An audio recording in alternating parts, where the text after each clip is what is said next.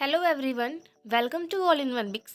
और आज मैं आपको पढ़ाऊंगी क्लास 8 साइंस का chapter 14 chemical effect of electric current के क्वेश्चन आंसर को। इस चैप्टर के जो भी हमारे एक्सरसाइज के क्वेश्चन हैं उसको हम सब सॉल्व करेंगे। तो चलिए देखते हैं। हमारा फर्स्ट क्वेश्चन है फिल इन द ब्लैंक्स। तो उसका फर्स्ट पार्ट है most liquid that conduct electricity are solution of dash dash and dash. ठीक है, तो यहाँ पर देखो कोई भी लिक्विड है वो इलेक्ट्रिसिटी का गुड कंडक्टर तभी होता है, ठीक है, जब उसके अंदर एसिड बेस और सॉल्ट हो। मींस उसके अंदर पॉजिटिव आयंस नेगेटिव आयंस जो भी आयंस के चार्ज होते हैं वो प्रेजेंट होने चाहिए। ठीक है, तो यही रीज़न है किसी भी लिक्विड का इलेक्ट्रिसिटी कंडक्ट करना।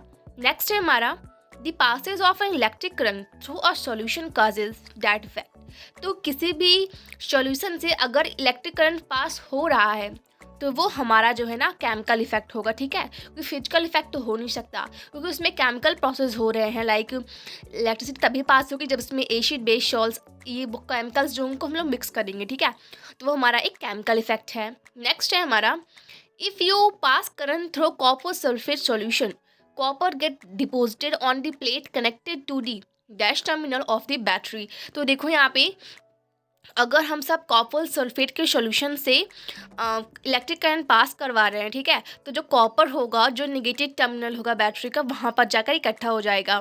क्योंकि यहाँ पे देखो जो कॉपर है हमारा वो प्लस, ठीक है, उसके पास प्लस आयन होगा और नेगेटिव टर्मिनल के पास नेगेटिव। ठीक है, दैट्स वाई जो हमारे अनलाइक चार्ज हैं वो एक दूसरे को अट्रैक्ट करते हैं, ठीक है, और लाइक चार्ज रिपल करते हैं। सो प्लस और माइनस। ठीक है, तो हमारा नेक्स्ट है हमारा the process of depositing a layer of any desired metal on another material by means of electricity is called dash। तो यहाँ पर देखो एक ऐसा प्रोसेस जिसमें किसी भी मेटल जो है ना उसकी लेयर किसी दूसरे मटेरियल के ऊपर इकट्ठा हो जाए। ठीक है, और उसमें जो कंडीशन है वो यह है कि जो इलेक्ट्रिसिटी है वो उसमें जा रही हो, तो उस प्रोसेस को हम सब बोलते हैं इलेक्ट्रोप्लेटिंग। ठीक है, क्वेश्चन नंबर सेकेंड है हमारा When the free end of a tester are dipped into a solution, the magnetic needle show deflection. Can you explain the reason? तो यहाँ पे देखो जब भी हम टेस्टर, ठीक है, जो टेस्टर है हमारा उसके एंड को सॉल्यूशन में डिप करेंगे जो मैग्नेटिक नीडल है वो डिफ्लेक्शन शो करती है। तो आपको एक्सप्लेन करना है। मीन्स जो नीडल है वो इधर उधर हिलती है, तो मैग्नेटिक नीडल तभी हिलेगी, ठीक है, जब वहाँ पर इलेक्ट्रिसिटी पास होती रहेगी। यहाँ पर देखो solution conduct electricity as it is the good conductor of electricity so the circuit is now complete. तो यहाँ पर देखो जो टेस्टर का फ्री इंड है, ठीक है, वो खाली था, इंड जो है फ्री था, खाली था एकदम से, और फिर उसको हमने एक सॉल्यूशन में डिप कर दिया। तो अगर मैग्नेटिक नीडल हिल रही है मींस उस सॉल्यूशन में इलेक्ट्रिसिटी पास कर रही है। ठीक है, और इलेक्ट्रिसिटी तभी पास होगी जो उसमें आयन होंगे। एज वी नो कि अगर सॉल्यूशन में आयन प्रेजेंट होते हैं तो वो हमारा गुड कंडक्टर होता है किसका, इलेक्ट्रिसिटी का। तो इसी वजह से जो सर्किट है वो कंप्लीट हो गई है और जो मैग्नेटिक नीडल है वो ठीक है डिफ्लेक्शन शो कर रही है।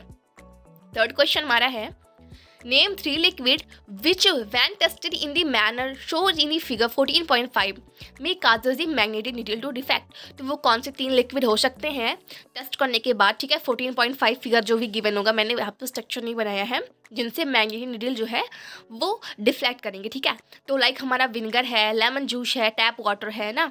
तो विनेगर और लेमन जूस जो है हमारा ये दोनों एसिड के रूप में वर्क करेगा। ठीक है, और जो टैप वाटर है उसमें, ठीक है, कैल्शियम आयन, मैग्नीशियम आयन्स और काफ़ी सारे इंपॉर्टेंट आयन मेटल प्रेजेंट होंगे। ठीक है, फोर्थ क्वेश्चन हमारा है the bulb does not glow in a setup in figure 14.6। जो भी फिगर होगा उसमें जो बल्ब है वो ग्लो नहीं कर रहा है, बल्ब जो है वो जल नहीं रहा है। ठीक है, तो उसमें क्या रीज़न हो सकता है आपको बताना है। तो रीज़न है वायर में भी लूजली कनेक्टेड हो सकता है, जो सर्किट है उसमें जो वायर है वो लूजली कनेक्ट हो। ठीक है, बल्ब में भी फ्यूज़ हो सकता है, जो बल्ब है वो फ्यूज़ हो। शेल्स में भी यूज जब हो सकता है, जो बैटरी है जो उसकी शेल है वो इंड हो चुकी हो, ठीक है, काफ़ी ज़्यादा वो यूज़ हो चुकी हो, मतलब इंड हो चुकी हो। लिक्विड में भी एन इंसुलेटर हो सकता है, जो लिक्विड है वो एक इंसुलेटर हो, वो गुड कंडक्टर ऑफ इलेक्ट्रिसिटी ना हो, वो पुअर कंडक्टर ऑफ इलेक्ट्रिसिटी हो जिससे इलेक्ट्रिसिटी पास ना हो। ठीक है, नेक्स्ट क्वेश्चन हमारा है a tester is use to dash dash that. तो यहाँ पर देखो मैंने कंप्लीट क्वेश्चन नहीं लिखा हुआ है, तो उसका जो फर्स्ट होगा, liquid A is a better conductor than liquid B. So यहाँ पर जो लिक्विड ए है वो अच्छा कंडक्टर है लिक्विड बी से। क्वेश्चन नंबर 6 हमारा है, डस प्योर वाटर कंडक्ट इलेक्ट्रिसिटी। क्या जो प्योर वाटर होता है एकदम शुद्ध पानी, ठीक है, क्या वो इलेक्ट्रिसिटी प्रोड्यूस कर सकता है? If not, what can be do to make it conducting. तो हम लोग ऐसा क्या करें, अगर वो कंडक्ट नहीं कर रहा है तो हम लोग ऐसा क्या करें कि जो प्योर वाटर है उसमें हम लोग ऐसा क्या मिक्स करें कि जो वाटर है वो इलेक्ट्रिसिटी कंडक्ट करने लगे। तो प्योर वाटर मीन्स वाटर को एकदम प्योर कर दिया गया है, मीन्स उसमें कोई भी आयन प्रेजेंट नहीं है, ना एसिड है, ना बेस है, ना सॉल्ट है। तो अगर उसमें हम सब कोई भी एसिड बेस सॉल्ट कुछ भी ऐड कर दे थोड़ा सा, तो हमारा जो वाटर है वो इलेक्ट्रिसिटी कंडक्ट करने लगेगा, ठीक है। तो answer is no, because it does not contain any salt, क्योंकि उसके अंदर जो है ना कोई सॉल्ट नहीं है, या फिर कोई फ्री इलेक्ट्रॉन नहीं है, या फिर कोई आयन नहीं है। However, it conduct electricity when a pinch of salt, acid or base is added to it. और वो इलेक्ट्रिसिटी तब कंडक्ट करेगा जब हम सब उसके अंदर जो है एसिड बेस और सॉल्ट को कुछ भी थोड़ा सा ऐसा मिक्स कर देंगे, ठीक है, चाहे जो कोई भी कंटेंट हो। क्वेश्चन नंबर 7 है, in case of a fire, before the fireman use to water hoses, they shut off the main electrical supply for the area, explain why they do this. ठीक है, तो यहाँ पर देखो जब भी कहीं पर आग लगती है, जो फायरमैन आते हैं सबसे पहले वो इलेक्ट्रिसिटी जो होती है, ठीक है, उसके कनेक्शन को कट कर देते हैं। सो क्यों ऐसा करते हैं?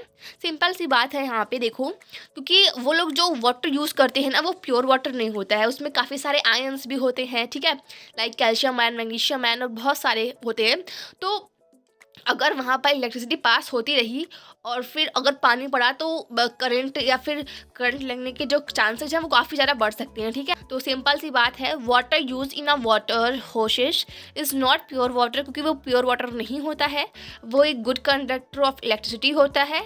और गुड कंडक्टर ऑफ इलेक्ट्रिसिटी हुआ क्यों? क्योंकि उसके अंदर आयंस प्रेजेंट है, ठीक है।